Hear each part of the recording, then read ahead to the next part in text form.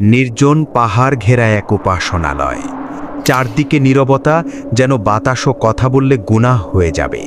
সেই উপাসনালয়ের ভেতর এক মানুষ, মাথা নত, চোখ ভেজা আর কাপা ঠোঁটে দোয়ায় বিভোর। তিনি বনি ইসরায়েলের এক প্রসিদ্ধ আবেদ, ইতিহাস যাকে চেনে বারসিসা নামে। ৭০ বছর, একটানা ৭০ বছরের ইবাদত, রোজা, কিয়াম, কান্না ও তওবাকারী। যিনি দিনের আলো দেখতেন কম আর রাতের অন্ধকারই ছিল তার সঙ্গী। মানুষ বলতো এই যুগে যদি জান্নাতের কোনো মানুষ থাকে সে হলো বারসিসা।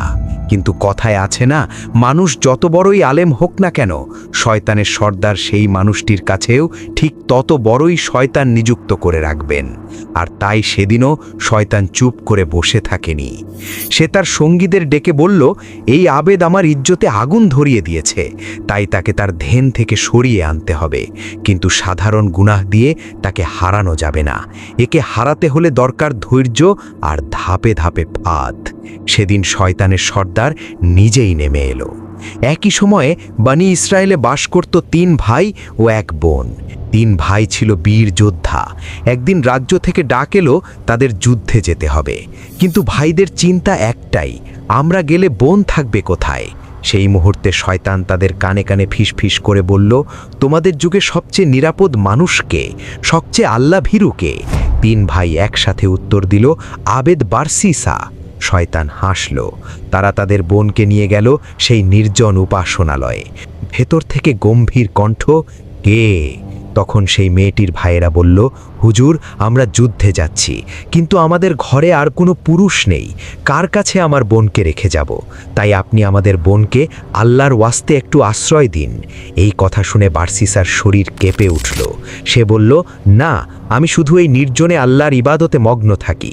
আমি কোনো নারীর সাথে কথাও বলি না। আমি আল্লাহকে ভয় পাই। বারসিসার এই কথা শুনে ভাইরা চলে যেতে লাগলো। ঠিক তখনই শয়তান ফিসফিস করে ইসলামের কথা বলল, হে বারসিসা, এতিম মেয়েটার যদি পথে কোনো ক্ষতি হয় তার গুনাহ হবে কার? তুমি কি আল্লাহর জন্য কিছু করতে পারো না? বারসিসা থেমে গেল। সে বলল, আচ্ছা, উপাসনালয়ের বাইরে একটা কুঁড়ে ঘর রয়েছে, সেই ঘরে তোমার বোন থাকবে। আমি দূর থেকে খাবার দিয়ে যাব। তখন ভাইয়েরা খুশি হয়ে বোনকে রেখে চলে গেল। প্রথম দিন বারসিসা দরজার বাইরে খাবার রেখে চলে গেল। এরপর দ্বিতীয় সপ্তাহ খাবার রেখে চলে গেল। ১ মাস পর তখনও বারসিসার কোনো পরিবর্তন নেই। শয়তানের রাগ আরও ভয়ঙ্কর রূপ ধারণ করল।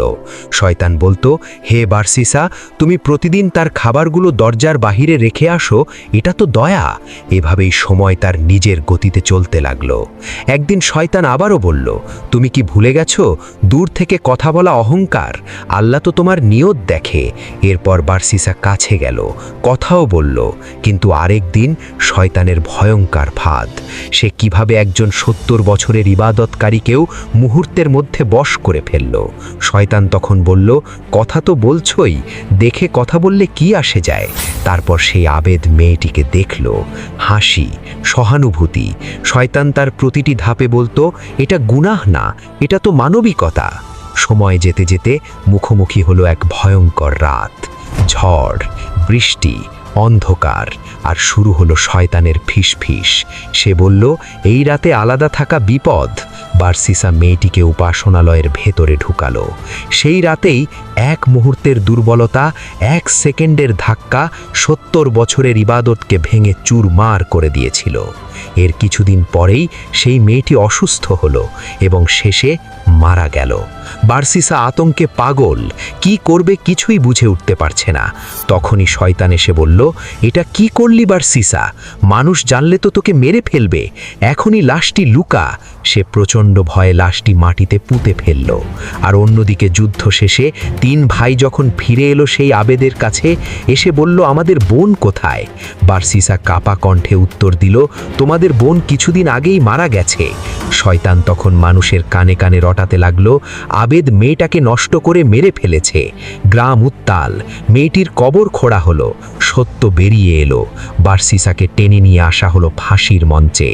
বারসিসা যখন ফাঁসির মঞ্চে দাঁড়িয়ে, সেই মুহূর্তেও শয়তান এসে বলল, আমাকে সিজদা কর, আমি তোকে বাঁচাবো। তখন ভয়ে হতাশায় বার্সিসা মাথা নত করল সেই ইবলিসের কাছে। কিন্তু শয়তান হেসে বলল, আমি তোকে ভয় দেখিয়েছিলাম যেন তুই আমাকে সিজদা করিস, কিন্তু আমার তোকে বাঁচাবার কোনো শক্তি নাই। তারপর সেই আবেদের ফাঁসি কার্যকর হলো। 70 বছরের ইবাদত এক মুহূর্তেই শেষ। এই ছিল বার্সিসার কাহিনী। আমার কলিজার ভাই ও বোনেরা, 70 বছরের ইবাদত যখন এক মুহূর্তে হারিয়ে যায়, তখন আমাদের জন্য শিক্ষা কি একবার ভেবে দেখুন।